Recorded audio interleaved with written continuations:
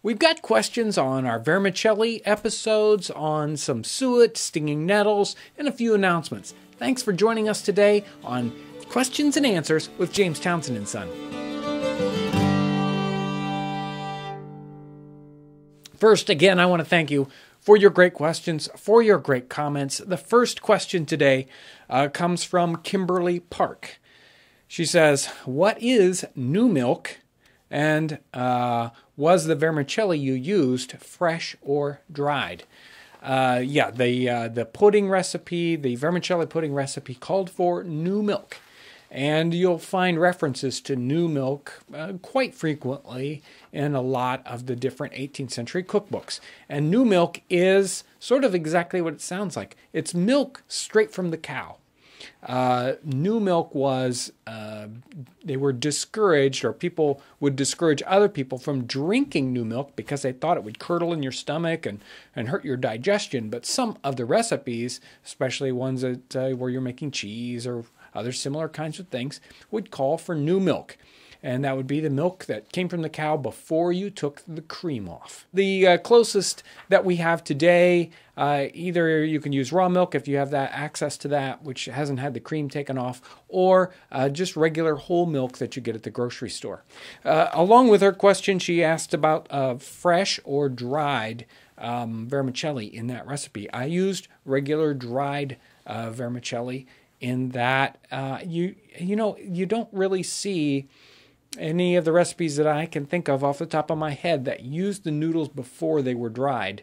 That really wasn't a thing yet, at least for in the English cookbooks. You also might ask whether I used vermicelli that I made or whether you can buy it at the store. You can find small egg noodles at the grocery store. The ones I found were just labeled, I think they were just labeled small egg noodles. They were very short little pieces that were vermicelli sized.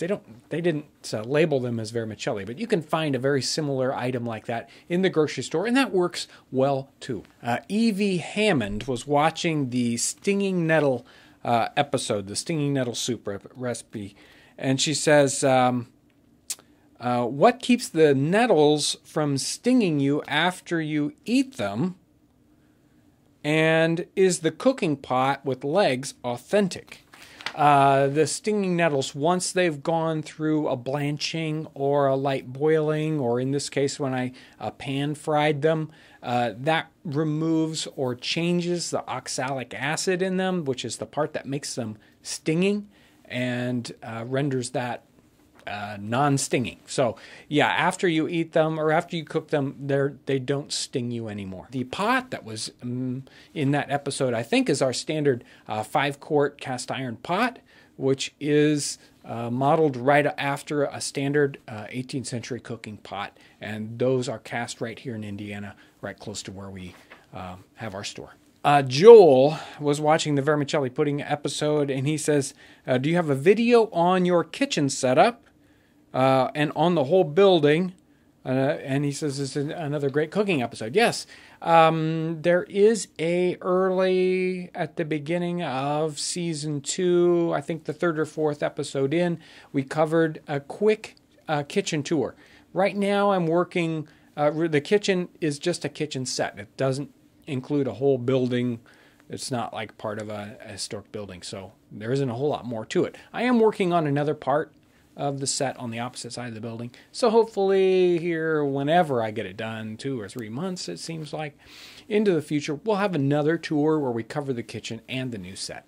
Scott Robertson was watching the Suet episode where we rendered suet, talked about suet, and he says, does rendered suet freeze well? Yes, it freezes well. Now, if you're going to use it anytime in the short future, say within the next 3 to 6 months, you don't need to freeze it. If it's rendered properly, it's shelf stable. You can leave it at room temperature and it's not going to go bad on you. If you want to save it, if you've made a large batch and you want to save it into the future, it will freeze just fine. Works great. I wanted to go back and revisit Dennis V's question from an episode last week's. And he says, is vermicelli really the only pasta introduced in the Americas during the period? Well, I guess I should have looked a little bit harder at the cookbooks, because right under the vermicelli soup recipe in Hannah Glass's cookbook, there's one for macaroni soup right underneath it. So there are some references to macaroni in, and there's some interesting how she talks about cutting it up. Apparently it came in long tubes instead of little short tubes. So it was probably a little different than what we're used to. Probably more like penne pasta. So James McGuire wrote in about a week ago, and he says, the ready simplicity of meals like this got me thinking about seasonal availability of certain ingredients. He says, first, are there references in cookbooks that address this fact and offer substitutions? And secondly, were certain recipes considered red letter dishes which were marked for the beginning of, say, summer or the end of harvest? And it's a really good question. In fact, it's such a big question that I think we really probably want to cover this in a bit more in depth. Maybe one of those exploring videos where Kevin and I discuss a topic like this. We'll probably have, this will take quite a bit to cover. But in a short form, yes, definitely the recipe books have, in fact, seasonal menus that say, well, in January you want to cook this, in February you want to cook that. And it's all about the availability of particular foodstuffs that, certain times of the year some things are available and other times things aren't. And in fact, the religious calendar, Lent, is very related to what's available. And the red letter dishes, those are probably almost always religiously oriented. So you're going to have special dishes for Easter or for Christmas. And those are mentioned in some of the cookbooks that, this is what you're going to want to cook for this time of year.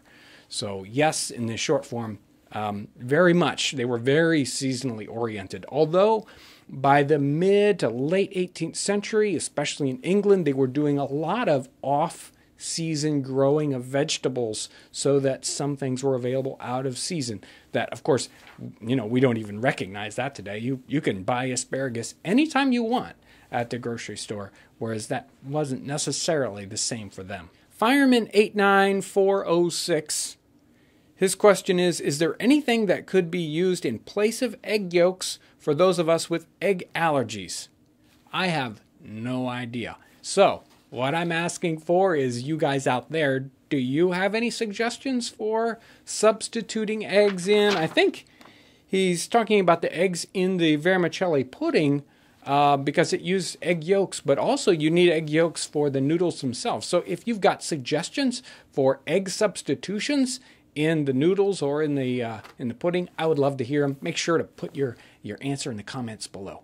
I've got two quick announcements. Again, we're going to Kalamazoo, Michigan this weekend. That's coming up. If you have a chance to stop by, make sure to come by the booth and find us and say hi and mention that you watched some of the YouTube videos. I would love to hear from you in person. The last announcement is the new catalog that's at the printers right now. It's chock full of new products. If you want a sneak peek at some of those products, I'm going to put a link down in the text or the description of this video that'll take you to a page that'll show you just the new products.